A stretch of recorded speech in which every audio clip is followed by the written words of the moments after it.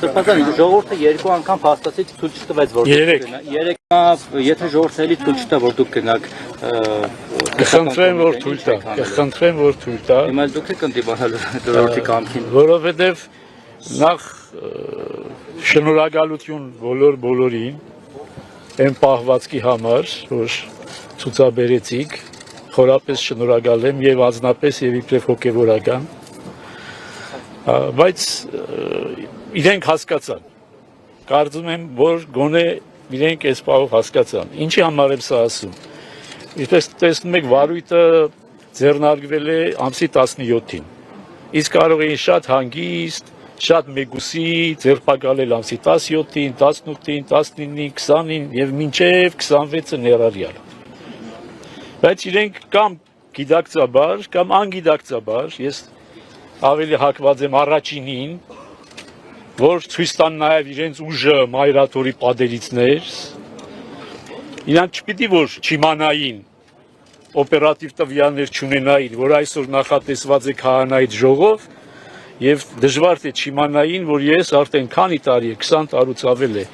այդ քահանայից տարեկան ժողովի կոորդինատորն ու պատասխանատուն եմ եւ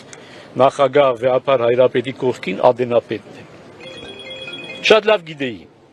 բայց ինչու համար որոշել էին ամսի 27-ին այստեղ այդ մասկի շոուն կազմակերպեցին, չստացվեց, շնորհակալ եմ ինչպես ձեզ, բոլորիդ քահանաներին, ժողովրդին, իմ հոգևոր եղբայրներին, եւ վեհապար հայրապետին, իմ մասնավորի, իր հայրապետական բարձր պահվածքի համար։ Հիմա իրանք հասկացել են եւ նահանջել են։ Եվ Դրա համար ավելորդ է այլևս թույլ տալ, որպես իրենք երկրորդ ինչ-որ հարցակումը թույլ տան եւ երկրորդ անգամ պղծել մայրաթորի հոգեպարար, հոգևոր մթնոլորտ։ Ես որևիցե բանից չեմ վախենում։ Այս մեղադրանքը բացարձակ շինծու ապօրինի մեղադրանք է։ Ես երբեք չեմ թաքնվել, երբեք էլ չեմ խոսապել, իմ ասածներից էլ չեմ հրաժարվում, ասել եմ, լավ եմ արել Եվ պիտի շարունակեմ նույն ոգիով։ Եվ հիմա միակ խնդրանքս է, որ թողնեք, որպես ես նստեմ մեքենան եւ մեր սիրելի փաստաբանի հետ գնամ քննչական կոմիտե ներկայանալ։ Սրբազան մեկ տարի առաջ արված հայտարարությունը հիմա դարձավ քրեական վարույթ Ինչը? 2 տարի առաջ։ Այդ մասին պիտի գնանք խոսանք, չէ՞։ Այդ մասին պիտի խոսենք։ Բա գնում ենք խոսելու։